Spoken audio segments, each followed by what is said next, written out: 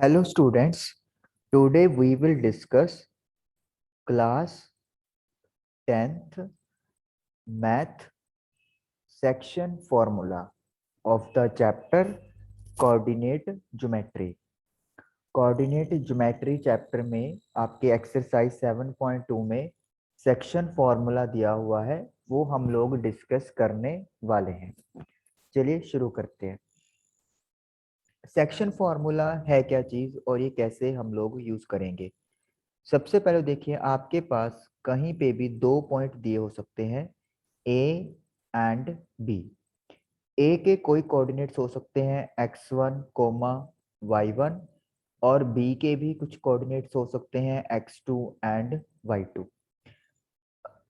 अब इनके बीच में कहीं पे कोई ऐसा पॉइंट होगा P जो इनके दो हिस्से या दो से ज्यादा हिस्से भी हो सकता है अगर हम लोग नंबर ऑफ पॉइंट्स इंक्रीज कर दे। सपोज कर लो यहाँ पे एक ही पॉइंट है P जो इस लाइन को दो हिस्सों में डिवाइड कर रहा है और इस पॉइंट P के कोऑर्डिनेट्स हैं x कोमा y। तो A और B दो गिवन पॉइंट्स हो गए और P ऐसा पॉइंट है दोनों के बीच में कहीं जो इस लाइन को दो हिस्सों में डिवाइड कर रहा है और उसके कोऑर्डिनेट्स है x कोमा y। अब ये जो रेशो है AP और PB, इसको हम लोग लेट कर लेते हैं M1 एंड M2। मतलब A से लेकर P तक और P से लेकर B तक का जो भी आपके पास डिस्टेंस बनेगा उसका ratio we are taking M1 and M2। तो अब सेक्शन फॉर्मूला क्या कहता है कि मुझे अगर x निकालना है तो वो मैं कैसे निकालूंगा।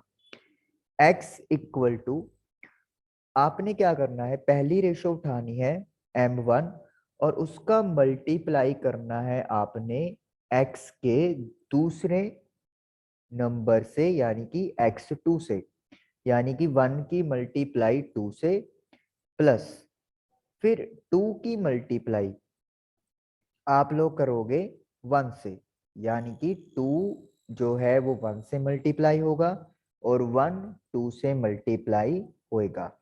नीचे नीचे आपको दोनों रेशो की प्लस करनी होती है, that is m1 plus m2। तो यानी कि अगर मुझे x निकालना है तो मैं पहली रेशो का मल्टीप्लाई करूंगा सेकंड वाली टर्म से x की और सेकंड रेशो का मल्टीप्लाई करूंगा x की फर्स्ट टर्म के साथ और नीचे m1 प्लस m2। इसी तरीके से अगर मुझे y निकालना हो तो मैं दोबारा m1 उठाऊंगा और इसकी मल्टीप्लाई y के दूसरे नंबर से करूंगा, that is y2 and m2 यानी दूसरी रेशो की मल्टीप्लाई मैं करूंगा फर्स्ट y की वैल्यू यानी कि y1 से और डिवाइड में आएगा m1 प्लस m2। तो ये x और y आपके पॉइंट्स निकल के आ गए पॉइंट P के जो AB लाइन को दो हिस्सों में डिवाइड कर रहे हैं। चलिए एक क्वेश्चन करते हैं इसके ऊपर ताकि आप लोगों को समझ थोड़ा ज्यादा बेहतर तरीके से आ जाए। हमारे पास एक क्वेश्चन है, find the coordinates of the point which divides. एक ऐसे पॉइंट के कोऑर्डिनेट्स पता करें जो डिवाइड कर रहा है। तो यानी कि यहीं से पता चल गया कि मुझे P के कोऑर्डिनेट्स यानी कि एक्स वाई फाइंड आउट करने हैं। -1, 7, तो पहले पॉइंट को लेट कर लेते हैं A, दैट इज -1, 7 एंड 4, -3 और दूसरा पॉइंट जो है वो है 4, -3 इन द रेशो 2:3, यानी कि m1 अपॉन m2 का जो रेशो है वो हमें दे दिया है 2/3 और we can say indirectly m1 की वैल्यू 2 है और m2 की वैल्यू 3 हमें गिवन कर दी। अगर हम लोग इसी के अकॉर्डिंगली अपना डायग्राम ड्रॉ करें, दिस इज सपोज करो लाइन ए बी है और इसके बीच में कहीं पे पॉइंट P है। रेशो हो गया ये 2:3, m1 की जगह मैंने 2 लिख दिया, m2 की जगह 3 लिख दिया। A के पॉइंट है -1, 7 और B के पॉइंट है 4, -3।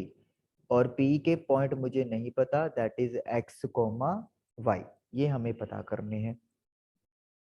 फॉर्मूला क्या कहता है, x के लिए आपको पहली रेशो की मल्टीप्लाई x की दूसरी वैल्यू से करनी पड़ेगी, यानी कि 2 मल्टीप्लाई बाय 4, इसको ब्रैकेट में ले लेते हैं, प्लस दूसरी रेशो की मल्टीप्लाई आपको x की फर्स्ट वैल्यू से करनी पड़ेगी, यानी कि 3 मल्टीप्लाई बाय -1, और नीचे आपको m1 प्लस m2 यानी कि 2 प्लस 3 करना पड़ेगा।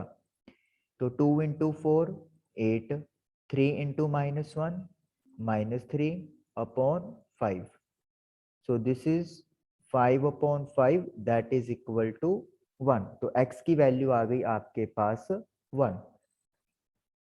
अब चलते हैं y पे। y के लिए भी आपको यही करना पड़ेगा, पहली रेशो की मल्टीप्लाई y की दूसरी टर्म के साथ, यानी कि 2 मल्टीप्लाई बाय -3, और सेकंड रेशो की मल्टीप्लाई सेकंड y के साथ, यानी कि 3 मल्टीप्लाई बाय 7, और डिवाइड में m1 प्लस m2, ये चीज सेम रहेगी एज पर फॉर्मूला। 2 को -3 से किया -6, 3 इंटू 7 21 अपॉन 5, तो यानी कि ये आपका बन गया 15 अपॉन 5, कट करोगे आप तो 3 आ जाएगा, तो यानी कि p की वैल्यू आ रही है आपके पास 1,3। तो इस तरीके से आपने वो पॉइंट के कोऑर्डिनेट्स पता कर लिए हैं जो किसी एक लाइन को दो हिस्सों में डिवाइड कर रहे हैं। आई होप कि आपको समझ में आया होगा। Thank you for watching the video.